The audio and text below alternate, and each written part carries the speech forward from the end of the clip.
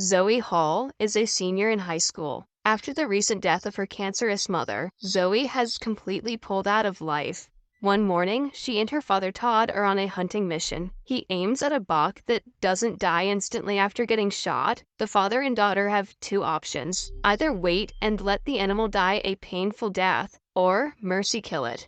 As Todd tries explaining what might be a better option, Zoe picks up a rock and slams it into the buck's head. Todd is left shocked at the lack of sympathy she feels for the animal. He knows her strange behavior is rooted in the trauma caused by her mother's death. Later, during breakfast, Zoe hallucinates talking to her mother, as she frequently does. She knows it sounds crazy and hasn't told anyone yet, but talking to her is the only thing that gives Zoe comfort in life. Her best friend Lewis comes to pick her up for school. On their way, they are troubled by a vehicle full of douchebags from their school who send their car off the road. While waiting for it to start, Zoe notices one of her classmates, named Cress, placing an object in the middle of the field. She thinks it is weird, but it is normal for someone like Cress, who is considered an outcast. Today is the senior prank day at school. The senior students play several silly tricks on teachers, which both Zoe and Lewis dread. In class, Zoe's chemistry teacher, Mrs. Jane, notices her obvious change in behavior after her mother's unfortunate death.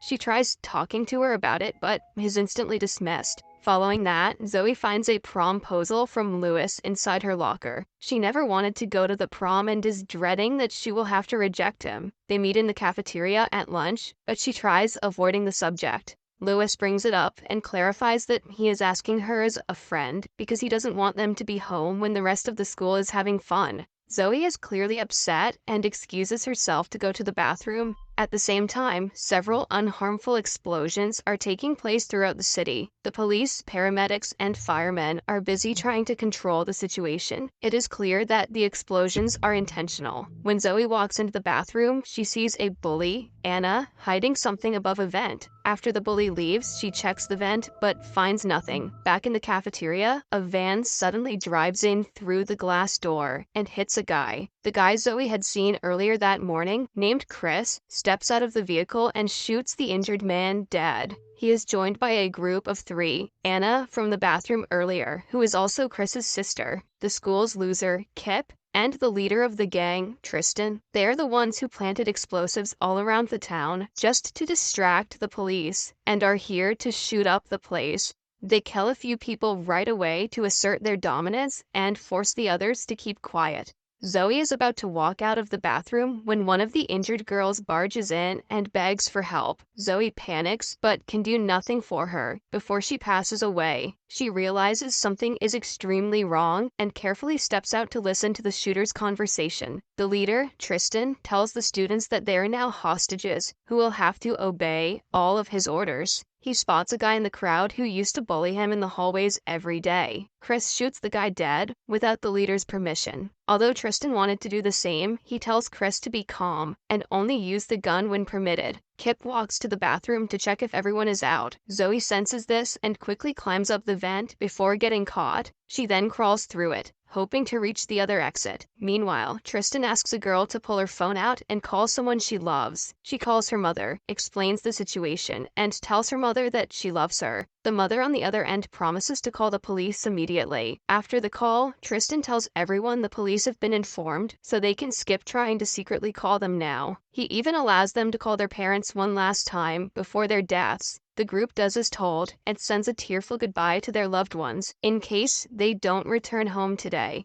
When Zoe is over the kitchen, the vent breaks and she falls to the floor. The noise invites Chris in, who looks for the intruder. The kitchen lady comes outside to save a hiding Zoe and takes a bullet for her. Zoe is left shocked at her limp self lying on the floor, but she composes herself quickly. Tristan then calls the school's receptionist and tells her about the dead students. She doesn't believe him, but informs the security guard and the principal immediately. Somewhere else, Zoe manages to step out of the school through the back door in the kitchen. She meets a group of classmates and informs them of what is happening inside. Following the call, Tristan asks all hostages to start a live stream on any platform they wish to. He wants to make a statement and let the entire world know what he is doing. The stream starts, and he asks all the platforms to cooperate because if they ban the streams, more people will die.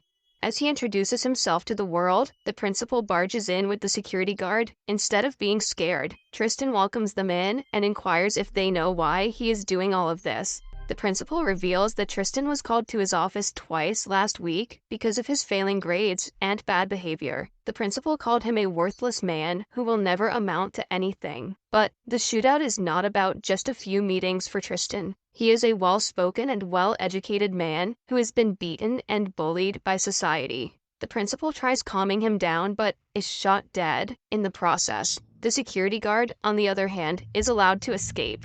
Lewis turns out to have the most live viewers among the hostages. Hence, Tristan makes him the primary cameraman and brings him to the front. Meanwhile, Zoe goes to every individual classroom to alert them of the situation. While some teachers chase her away, thinking it is just a prank, others believe her. Still, it will take a lot of time to inform them one by one. Zoe rings the fire alarm so everyone would get out on their own. However, Anna, who is in the electrical room, kills a guard and destroys all the switches. This turns the alarm off, and everyone who had come out of their classroom goes back inside. The receptionist announces from the speakers that the school is in lockdown and asks the students to stay put.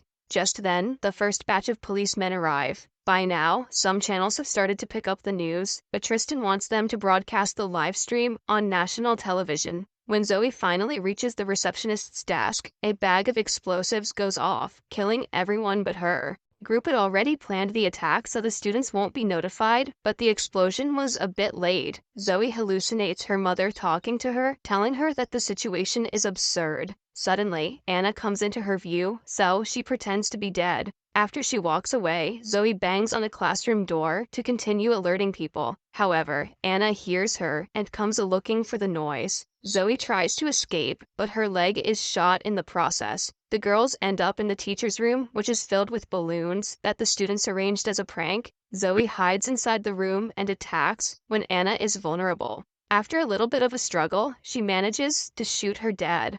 The police find out about Tristan's family background and address. A policeman goes to his home, only to find his mother lying dead on the sofa. She seems to have been there for a few days now. It is evident that Tristan killed her. Meanwhile, in school, Tristan puts Chris in charge and makes his way to his Spanish class. The teacher asks him to stop, but he, in turn, makes her take her top off. She has to reluctantly stand in front of the camera as the thousands of people in the live stream watch her.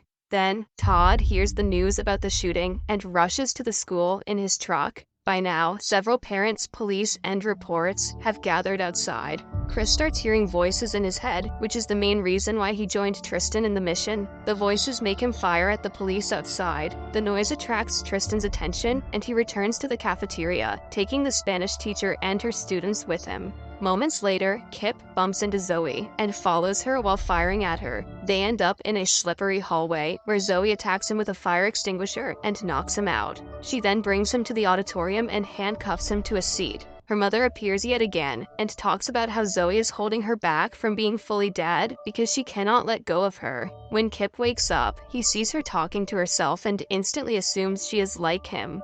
Zoe inquires why he got involved in the shooting. It turns out that he was stripped naked in front of the assembly in middle school. Ever since, people have giggled behind his back. Zoe asks if he ever thought that the people giggling were just happy. She belittles him for killing those who didn't have anything to do with the bullying. She also mentions that more people are going to talk about the assembly incident when they find out he is involved in the shooting. The comment seems to trigger his trauma and makes him wake up from all the propaganda Tristan has fed him. Zoe comes outside to retrieve Kip's gun and finds Mrs. Jane escorting her class outside. The teacher sees the gun and assumes Zoe is also a shooter, but she is quick to explain otherwise. She helps them out but refuses to go out herself until she helps the other students. Mrs. Jane also joins her before they make their way to the library. A rescued student tells Todd that his daughter helped them and stayed in the school to help the others. The news is bittersweet for a father. Tristan quickly catches on that someone is helping the students escape. He calls Anna's number and demands to talk to the person behind all of this. Zoe bravely tells him that she killed Anna. Tristan asks her to come to the cafeteria in 5 minutes before he starts murdering the hostages. To let her know that he is being serious, he shoots a random girl. Todd watches this on the live stream and brings his hunting rifle out, deciding to save his daughter on his own. Inside, Zoe goes to Kip, who is now drowning in regret. This makes it easier for her to convince him to change sides. She puts all of her trust in him and hands him the gun before making her way to the cafeteria. Tristan is surprised to see that Zoe is the one causing trouble for him, as he remembers seeing her in the hallways a few times. She confidently stands in front and challenges him. Just then, Kip arrives in the back to protect her. Tristan laughs, knowing that Kip was not good enough to be involved in the first place. A shootout ensues, in which Chris kills Kip. Zoe and Lewis take the opportunity to run away, while being followed by Chris. After running for a while, Lewis reveals that he was shot. Zoe takes him to an office and lays him down on the sofa before kissing him. She promises to go to prom together and runs outside, trying to divert Chris towards her. They end up in the chemistry lab, where Zoe turns the gas on and gives rise to a minor explosion. The flames are enough to catch Todd's attention, who is now in the woods behind the school. He has snuck in to save his daughter. Eventually, Chris finds Zoe and is about to kill her, but seconds before, Todd shoots him dead. The police find him right after and arrest him, but he is relieved to have saved his daughter. Tristan calls Chris on the phone, but Zoe picks up. By her side is her mother, who encourages her to fight harder. Zoe sends Tristan a picture of Chris's dead body and asks him what he thinks of it. Tristan sees his entire plan failing now that he is alone. As a last resort, he enters the van and triggers an explosive. On the call, Zoe tells him that all of his work was a waste. He wanted to prove a point to people, but instead of him, the public will remember her. Tristan realizes it is true and loses his mind. He chooses a random guy from the hostages and takes him to the rooftop, leaving the others alone.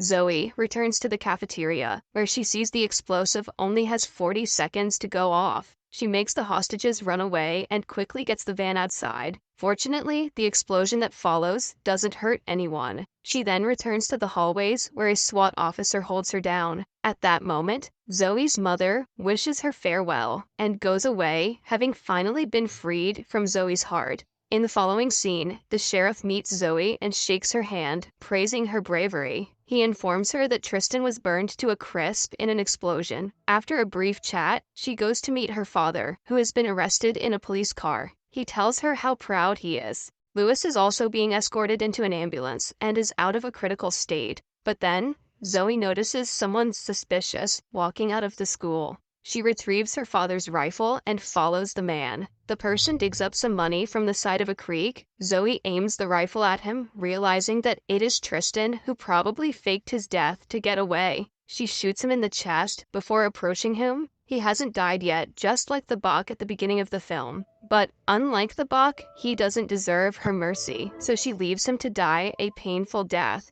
In the last scene, we see her returning to the school grounds and informing the sheriff of what happened. Subscribe for more videos like this, turn on notifications, and leave a like to help the channel out. Thank you for watching.